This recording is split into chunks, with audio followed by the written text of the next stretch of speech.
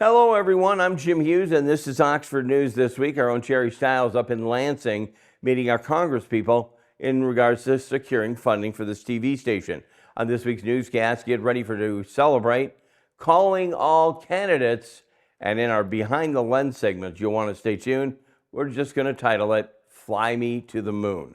Oxford News begins right now.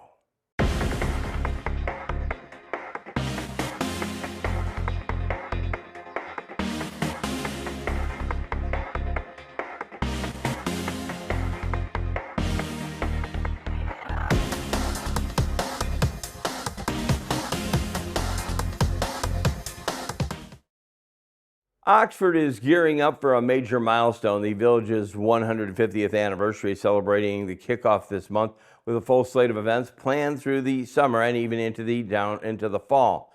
The downtown Oxford Community Shots village leaders say the celebration is designed to bring the community together and while honoring its past. Much of the planning has been led by the village council member Regina Knock, who says the goal is to make sure the local stores are preserved, stories are preserved, and shared. The celebration will begin on April 25th with an event focused on the community pride and preparation. Roots and Renewal will take place in the Centennial Park, where volunteers will help clean up the downtown and Pollyant Trail. The event also includes an unveiling of a commemorative tree plaque along the giveaway 250 native saplings for residents to use on their own properties. Memorial Day will bring one of Oxford's long-standing traditions. The annual Memorial Day Parade steps off on May 25th, honoring the fallen service members. Community groups are encouraged to participate, even those who haven't marched before. In June, the focus will turn on honoring the American flag. The flag retirement ceremony will be held June 13th at the Oxford Fire Department Training Tower. The event includes a historical display, proper flag disposal, and interactive activities for families. Oxford Independence Day celebration will tie together the past and the present during the July 9th Concert in the Park series. The village will connect milestones from 1776, 1976, and today, including highlights unveiling the 1976 time capsule and the launch of a new one set to remain sealed for the next 100 years. In August, the community will recognize those who serve. An event on August 11th will celebrate the Oxford Police Department's 85th anniversary and honor the first responders. Families can expect demonstrations, equipment displays, and activities for kids. Additional events are still in the works. There's an upcoming election in Oxford, the township, and so far now no candidates have actually stepped forward. One seat to the Oxford Township Board of Trustees will be on the ballot on August 4th, the primary. The position is for a 2-year term. The seat is currently held by trustee James LaPiccolo, who was appointed earlier in the year following a series of resignations by the board.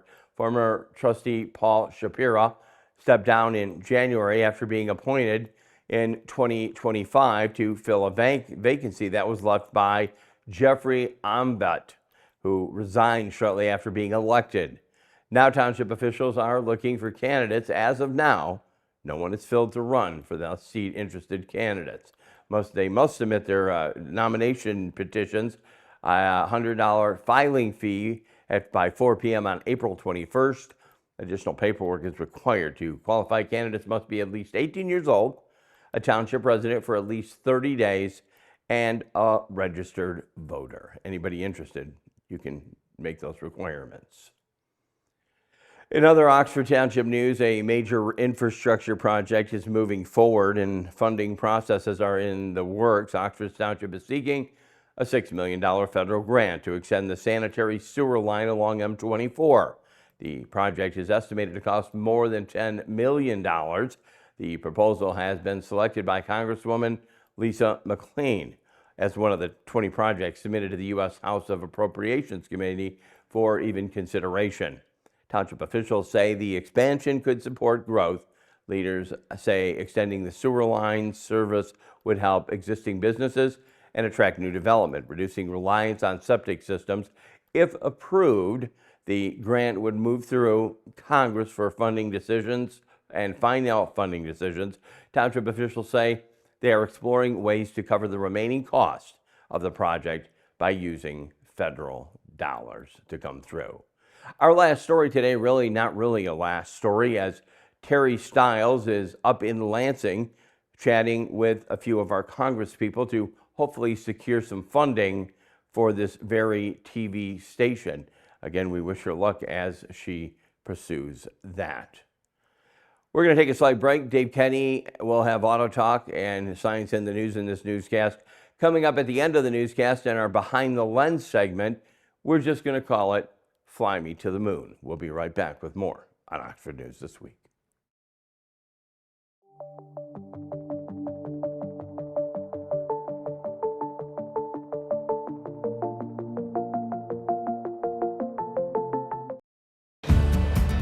You know the national parks, but you may not know that they're supported by a strong foundation.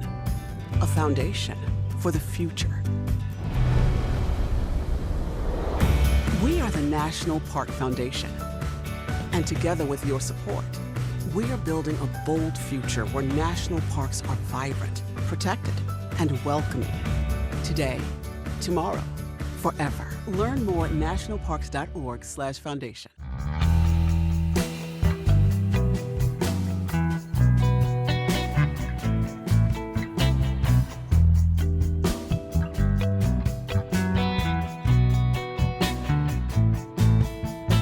In today's digital world, it's hard to know who to trust.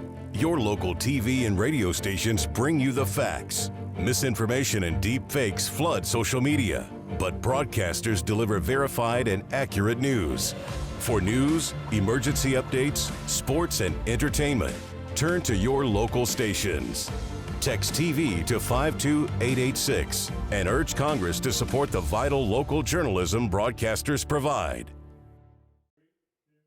Welcome to this edition of Auto Talk. I'm Dave Kenny, and this story is taken from Automotive News. General Motors has begun testing its hands-free, eyes-off driving system on public highways as the automaker gears up for its launch in 2028.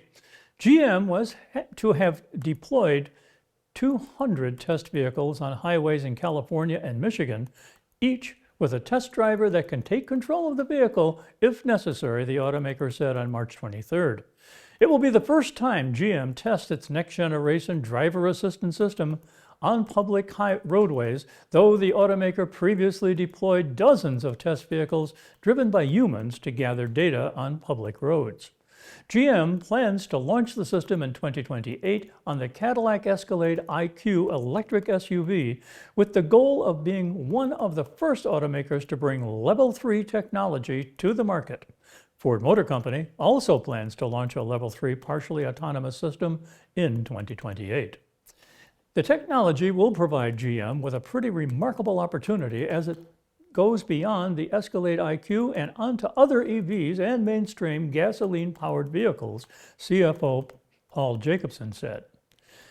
It will start a little bit slow because it's only going to be on one model, but we want to make sure we get the integration work done and fully integrated into the vehicles, and you'll see it expand pretty rapidly after that, Jacobson said on March 18th at a Bank of America's Global Automotive Summit. GM plans to roll out the eyes-off, hands-free system for use only on highways before expanding it to driveway trips in the future. GM said it's collected data on more than 1 million miles of roads in 34 states over the past 6 months while developing its Level 3 system. That data will be used to improve the test vehicles driving on California and Michigan highways, the automaker said in a news release. Data captured during this phase will feed directly back into GM's development cycle, improving perception models, planning systems, and overall system robustness, GM said. The eyes-off system also is built with data gathered by GM's cruise unit during robotaxi testing in San Francisco, as well as from more than 800 million miles of Super Cruise eyes-on, hands-free driving in passenger vehicles, the automaker said. GM has retooled its approach to driverless technology in recent years to focus on advanced driver assistant features in personal vehicles rather than robotaxis. Well, that's it for this edition of Auto Talk. I'm Dave Kenny. Stay tuned to Oxford Community Television.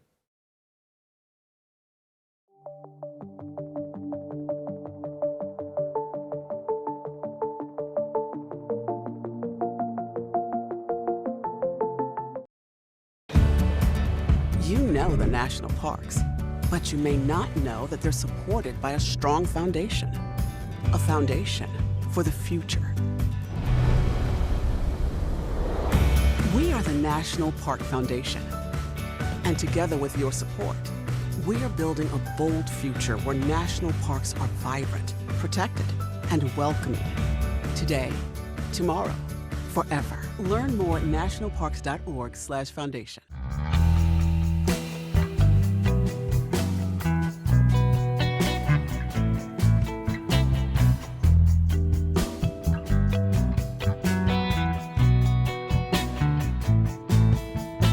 In today's digital world, it's hard to know who to trust.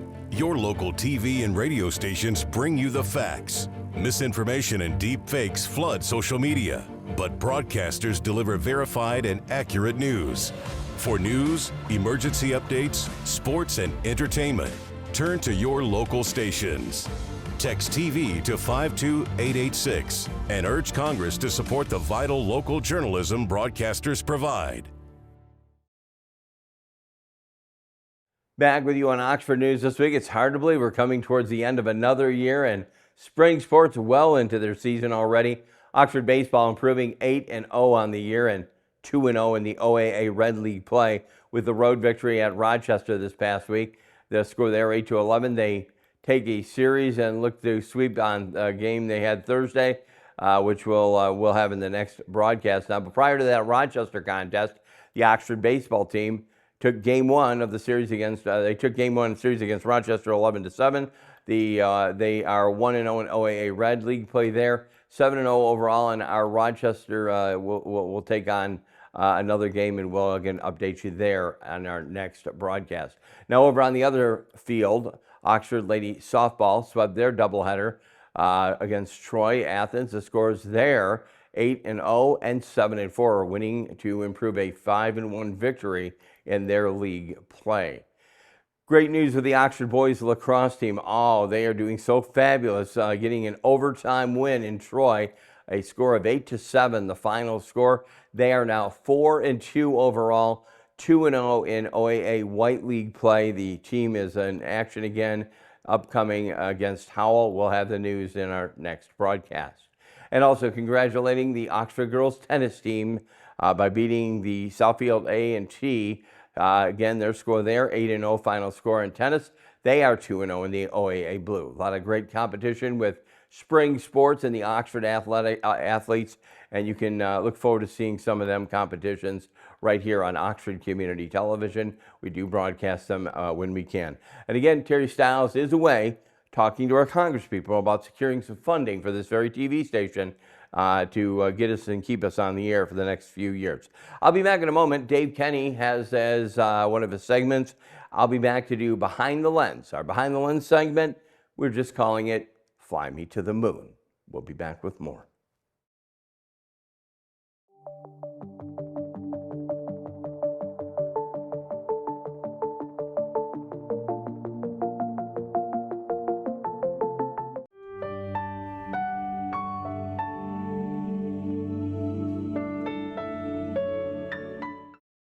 Mom! I got it.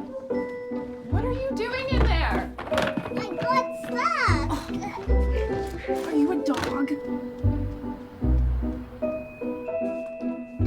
I wouldn't do that. Have you seen the pliers? Where'd you find those? It's not your birthday. Sorry. Bye, Grandpa. Bye, Grandpa. Take care of yourself. doing? What are you looking for?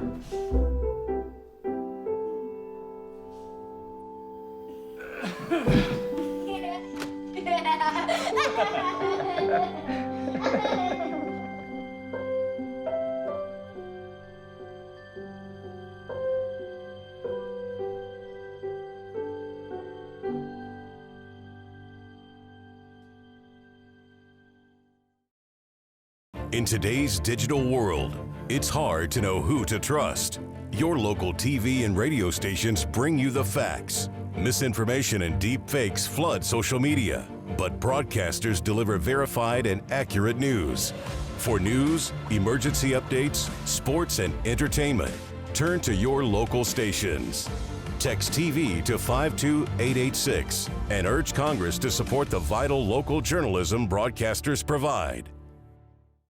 Who can you turn to for news you can trust? Your local TV and radio broadcasters. You trust us to keep you safe during times of crisis and to deliver the weather, sports, and entertainment you rely on every day. We bring you the facts you need to make decisions that matter. And as misinformation floods social media, you can trust your local stations to deliver the truth. Text TV to 52886 and tell Congress you rely on your local stations for trusted news. Welcome to Science in the News. I'm Dave Kenny, and this story is taken from New Scientist. Buoy measurements show the Atlantic Meridional Overturning Circulation, or AMOC for short, which moderates Europe's climate, is weakening at 4 different latitudes, the strongest evidence so far that this system of ocean currents is slowing and could be heading towards collapse. Part of the ocean conveyor belt of currents circling the globe, the AMOC brings warm, salty water from the Gulf of Mexico to the North Atlantic, keeping temperatures in Western Europe milder than in Canada and Russia. The dense water then cools and sinks, moving south on the seafloor along the western side of the Atlantic. Analysis of old ocean temperature readings suggests the AMOC has weakened 15% since 1950, and some computer modeling has warned it could shut down within decades. But scientists have been measuring it directly for only about 2 decades, not long enough to draw firm conclusions. Now, a study in the Western Atlantic has shown more convincingly that the AMOC is slowing. The Atlantic circulation is weakening at the western boundary, and we use multiple latitudes of the basin array data to confirm such a signal from the western boundary is consistent across the wider North Atlantic, says Chenjiang Xing at the University of Miami in Florida, who led the study. In 2004, the University of Miami and other institutions installed a line of anchored moorings from the Bahamas to the Canary Islands called Rapid MOCA. With this array's measurement of temperature, salinity, and velocity, scientists estimate pressure, or how much water is effectively stacked up on either side of the Atlantic, according to team member Shane Elliott, also at the University of Miami. Water flows from areas of high pressure to areas of low pressure, but it's deflected to the right by the counterclockwise rotation of Earth, driving the overturning circulation. Changes in pressure, therefore, can indicate changes in AMOC strength. The study's analysis of the latest rapid MOCA data shows that the flow of the AMOC is declining by about 90,000 cubic meters of water per second per year, a faster rate than what was previously been observed. That means between 2004 and 2023, the AMOC weakened by about 10%. But the uncertainty range of this change in flow is almost as large as the change itself. For this reason, Shin's study also analyzes pressure changes at 3 mooring arrays that have been installed since 2004 in the Western Atlantic off the West Indies, the U.S. East Coast, and Nova Scotia, Canada. There, it finds even greater weakening of the AMOC, which much less uncertainty. It's the strongest direct observational evidence so far that the AMOC is weakening, as models have long shown, says Stefan Rahmstorff at the University of Potsdam in Germany, who wasn't involved in the research. Scientists think fresh water from the melting of the Greenland ice sheet is diluting the dense, salty water of the AMOC so it sinks more slowly, weakening the southward flow along the bottom of the western Atlantic. The declining trend observed by the study at 4 latitudes in the western Atlantic suggests this is indeed what's happening. We expect to see that in deep western boundaries, says team member David Smead of the UK's National Oceanography Centre. It gives us confidence that this interpretation is correct. They show for the first time I'm aware of that this is the very coherent picture of deep western overturning weakening for all different kinds of latitudes, says René van Westen at Utrecht University in the Netherlands, who wasn't part of the research.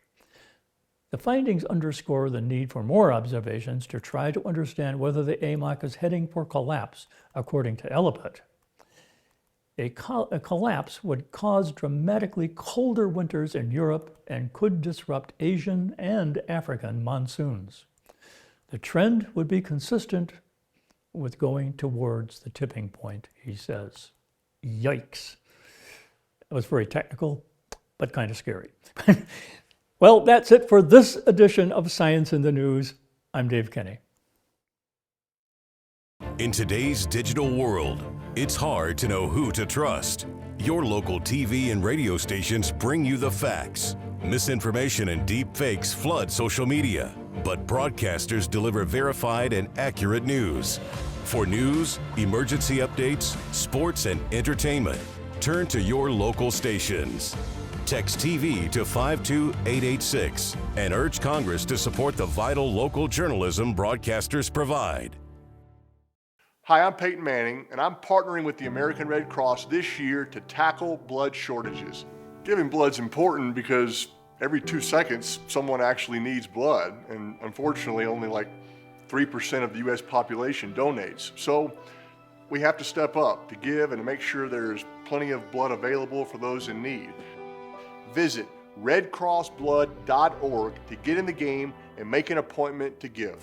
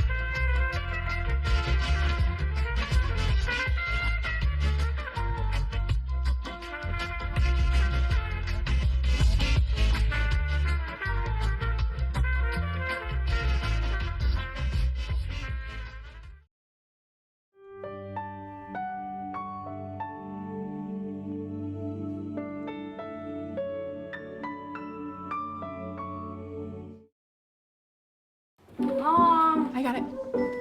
What are you doing in there? I got stuck. Are you a dog? I wouldn't do that.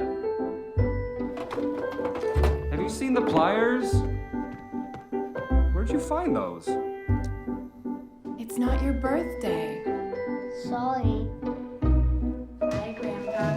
Bye, Grandpa. Take care of yourself. What are you doing? What are you looking for?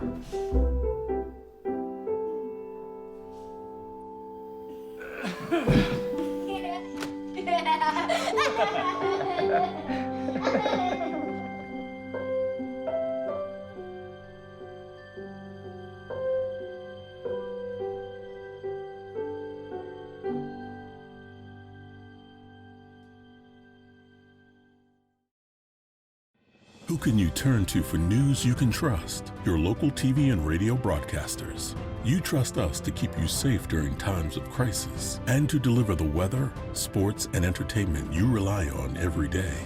We bring you the facts you need to make decisions that matter. And as misinformation floods social media, you can trust your local stations to deliver the truth. Text TV to 52886 and tell Congress you rely on your local stations for trusted news. In the United States, a vehicle is stolen every 31 seconds, about as long as this message. Luckily, you can take a few easy steps to protect your car in the same amount of time. Remove your valuables, roll up your windows, don't leave your car running unattended, lock your doors, and take your keys or fob.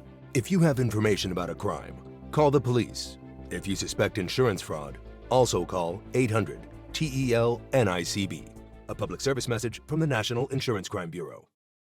In today's digital world, it's hard to know who to trust. Your local TV and radio stations bring you the facts. Misinformation and deep fakes flood social media, but broadcasters deliver verified and accurate news. For news, emergency updates, sports, and entertainment, turn to your local stations. Text TV to 52886 and urge Congress to support the vital local journalism broadcasters provide. Hi, I'm Peyton Manning, and I'm partnering with the American Red Cross this year to tackle blood shortages. Giving blood's important because every 2 seconds, someone actually needs blood, and unfortunately, only like 3% of the U.S. population donates. So we have to step up to give and to make sure there's plenty of blood available for those in need. Visit redcrossblood.org to get in the game and make an appointment to give.